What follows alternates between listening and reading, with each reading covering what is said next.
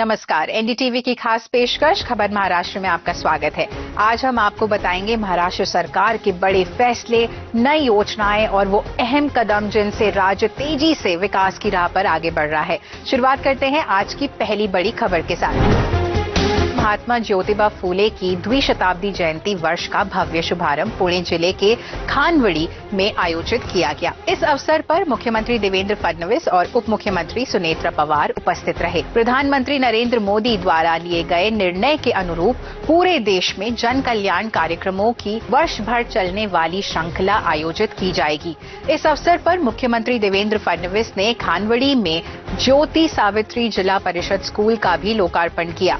ये संस्थान किसी पारंपरिक ग्रामीण स्कूल से कहीं आगे है, जिसे अत्याधुनिक सुविधाओं से लैस एक आधुनिक एजुकेशन हब के रूप में विकसित किया गया है। इस दौरान विभिन्न विभागों के मंत्रियों की उपस्थिति में द्विशताब्दी जयंती वर्ष के कार्यक्रमों की आधिकारिक रूपरेखा का भी अनावरण किया गया।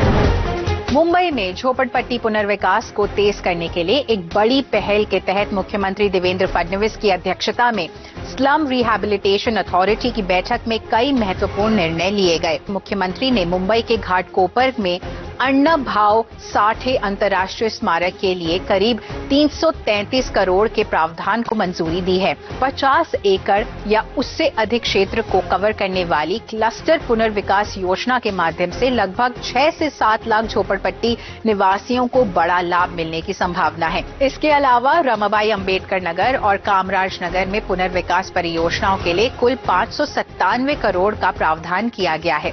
मुख्यमंत्री देवेंद्र फडणवीस ने अतिक्रमण पर नजर रखने के लिए सैटेलाइट सिस्टम नेत्रम का इस्तेमाल करने के निर्देश भी दिए हैं। उन्होंने आर्टिफिशियल इंटेलिजेंस और ऑटो डीसीआर सिस्टम लागू करने का भी सुझाव दिया है।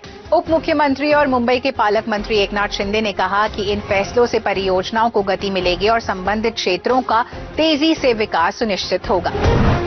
मुख्यमंत्री देवेंद्र फडणवीस ने मुंबई में अत्याधुनिक इक्विनिक्स MB3 डेटा सेंटर का ऑनलाइन उद्घाटन किया। लगभग 6,000 करोड़ के निवेश से तैयार की गई ये सुविधा राज्य की डिजिटल क्षमता को मजबूती देने में अहम भूमिका निभाएगी। इससे सरकारी सेवाओं में आने वाली बैंडविड्थ की समस्याएं दूर होंगी।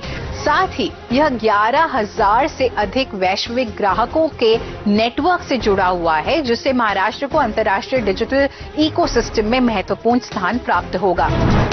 मुंबई दौरे के दौरान parliamentary standing committee on women empowerment ने देवगिरी में उप मुख्यमंत्री सुनेत्रा पवार से एक विशेष भेंट की। बैठक में महिला सशक्तिकरण को सुदृढ़ करने के लिए विभिन्न पहलों पर चर्चा की गई, जिसमें विशेष रूप से कॉर्पोरेट सोशल रिस्पांसिबिलिटी, जो कि CSR होता है, उसके आधारित कार्यक्रमों और पॉश एक्ट के प्रभावी अमल पर जोर दिया गया।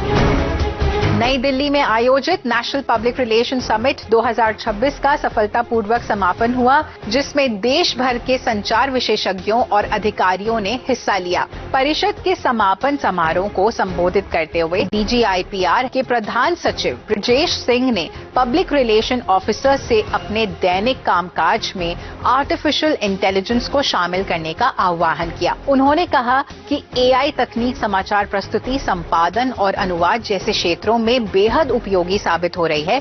साथ ही उन्होंने डीप फेक जैसी उभरती चुनौतियों के प्रति भी आगाह करते हुए फैक्ट चेकिंग मैकेनिज्म्स और संचार में प्रामाणिकता बनाए रखने के महत्व पर भी जोर दिया।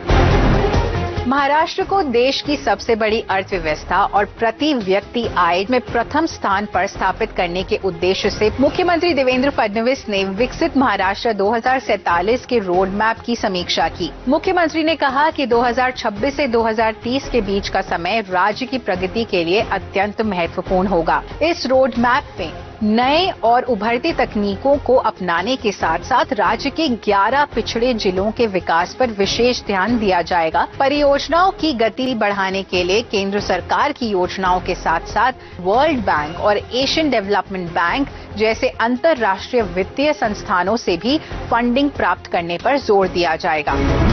तो ये थी इस हफ्ते की बड़ी और अहम खबरें। ऐसे ही आप अपडेट के लिए देखते रहिए NDTV की खास पेशकश खबर महाराष्ट्र।